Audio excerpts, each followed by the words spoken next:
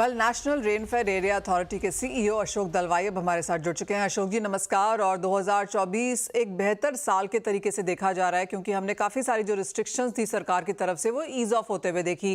फिर चाहे वो चावल के लिए थी, गेहूं में ओएमएसएस आया, एथनॉल को हमने यहाँ पर बढ़ावा आते हुए देखा, और पल्सेस में भी यहाँ पर कुछ बढ़त देखने को मिली। एडिबल ऑयल में 20% की इम्पोर्ट ड्यूटी बढ़ी, तो काफ़ी कुछ अच्छा हुआ। 2025 में अगर कोई 5 चीजों को आप ध्यान देना चाहें जो आपको लगता है सरकार को देखनी चाहिए, तो वो क्या होंगी? मैं मानता हूं कि हमको प्रोडक्शन मैट्रिक्स जो है उस पर बहुत ध्यान देना चाहिए। 50 साल से हम खाली क्रॉप सेगमेंट पर ज्यादा ध्यान देते आए हैं, वो भी उसमें विशेषकर पैडी और वीट पर हमारा ज्यादा ध्यान रहा है। तो मैं मानता हूं कि प्रोडक्शन मैट्रिक्स को बदलते हुए हमारा जो रिसोर्सेस है, फाइनेंशियल रिसोर्सेस, लैंड रिसोर्सेस और नेचुरल रिसोर्स जैसे पानी है, जो ग्रोथ इंजन से आज का horticulture, live stock, fishery and aquaculture को ज्यादा देने की आवश्यकता है। ये नहीं कि क्रॉप्स नहीं चाहिए, क्रॉप्स तो चाहिए, एग्रोनॉमिक क्रॉप्स तो बेसिक कार्बोहाइड्रेट्स देते हैं, मगर ग्रोथ इंजन्स को समझते हुए हमारा रिसोर्सेस को री एलोकेट करना चाहिए।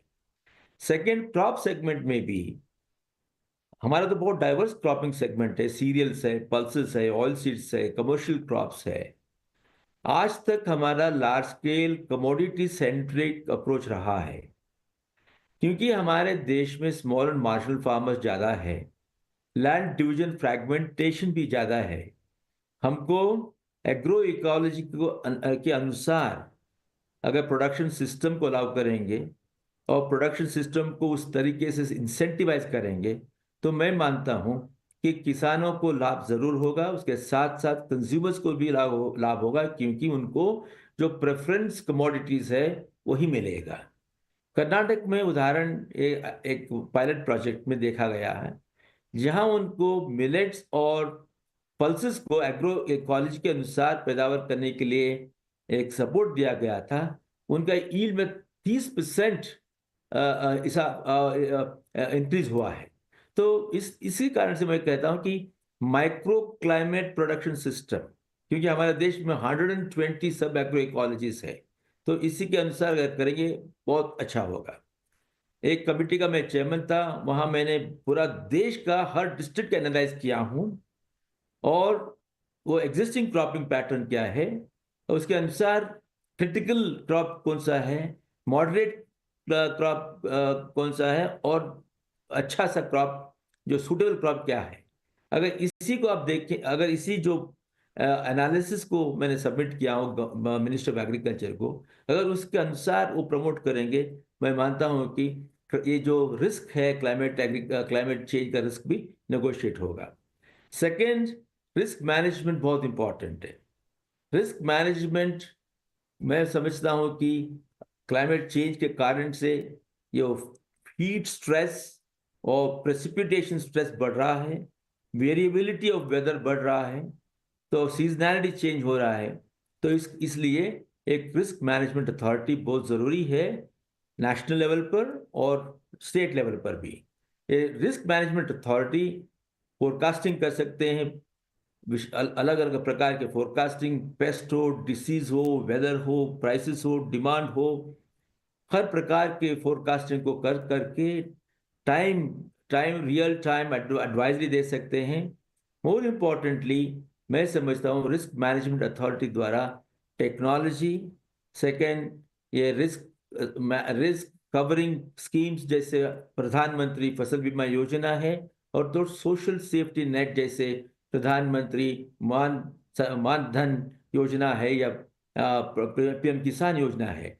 अगर इस तीनों को इकट्ठे करके, जैसे अलग अलग राज्यों में अलग अलग प्रकार के क्लाइमेट चेंज का प्रभाव होता होगा, या प्राइस वेरिएशन होता होगा, या फ्लक्चुएशंस होता होगा, तो अलग अलग प्रकार के इंटरवेंशन जरूरी है। तो रिस्क मैनेजमेंट बहुत इंपॉर्टेंट है, क्योंकि हमारे पास अब डिजिटल टेक्नोलॉजी है।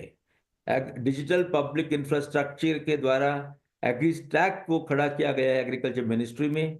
उसके साथ हमारा जैम ट्रिनिटी जैसे जनधन अकाउंट, मोबाइल और आधार का एक प्लेटफॉर्म भी है, तो रिस्क मैनेजमेंट ठीक तरह हो सकता है। मैनेजमेंट बहुत ज़रूरी है। आज भी लगभग 10% से 16% तक हमारा फूड लॉस हो रहा है, क्योंकि हम फार्म गेट से मार्केट को पहुंच नहीं पा रहे हैं हमारे किसान। तो इसलिए एग्री लॉजिस्टिक्स एंड प्रोसेसिंग के साथ मार्केटिंग बहुत ज़रूरी है।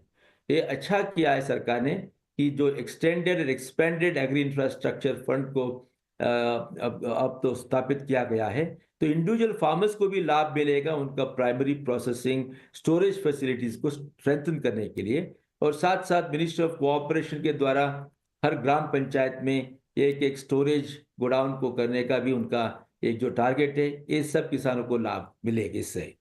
और इसमें मार्केटिंग के बारे में हमको थोड़ा सोचना चाहिए।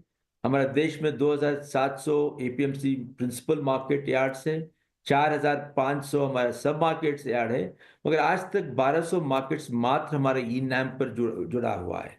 तो मैं समझता हूं कि इस साल 2025-26 में हमारे जितने एपीएमसीज है, प्रिंसिपल मार्केट यार्ड्स एंड सब मार्केट यार्ड्स को इंटेग्रेट करना चाहिए, और साथ साथ एपीएमसी को लिबरलाइज करके अमेंड करके हर अलग राज्य से ट्रेडर्स को प्राइस डिस्कवरी में पार्टिसिपेट करने के लिए अलाउ करने का उचित है।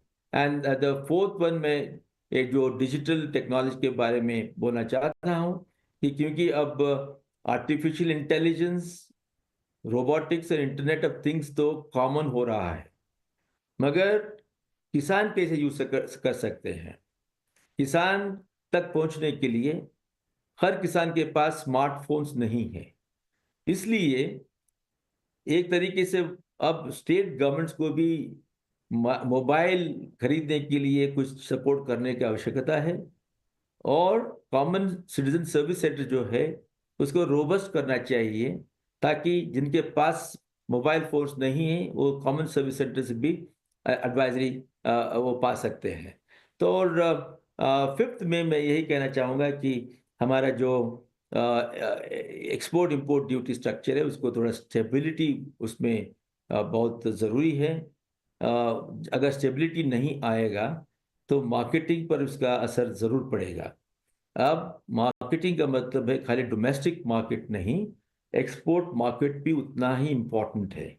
जब हमने 2018 में एक एग्री एक्सपोर्ट पॉलिसी को अपनाया और हमारा ध्येय था कि हम 5 साल में हमारा एक्सपोर्ट को डबल करेंगे, तब 36 बिलियन यूएसडी डॉलर था। अभी हमको डबल करने हमने नहीं किया है।